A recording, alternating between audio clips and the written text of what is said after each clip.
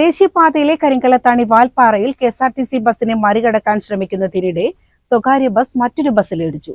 തലനാരിഴയ്ക്കാണ് വൻ ദുരന്തം ഒഴിവായത്. വേഗത വരുത്തിവെക്കുന്ന അപകടത്തിന്റെ സിസിടിവി ദൃശ്യം പുറത്തുവന്നു.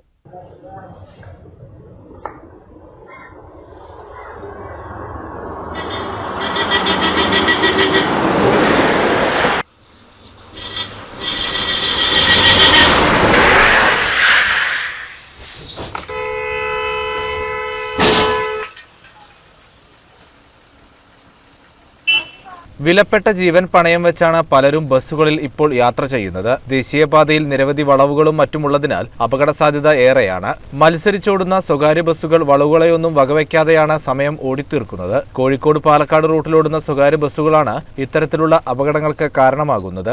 കഴിഞ്ഞ ദിവസം കരിങ്കലത്താണി വാൽപ്പാറയിൽ കെഎസ്ആർടിസി ബസിനെ മറികടക്കാൻ ശ്രമിക്കുന്നതിനിടെ സ്വകാര്യ ബസ് മറ്റൊരു ബസ്സിലിടിച്ച് അപകടമുണ്ടായി. തലനാരിഴയ്ക്കാണ് വൻ ദുരന്തം ഒഴിവായത്.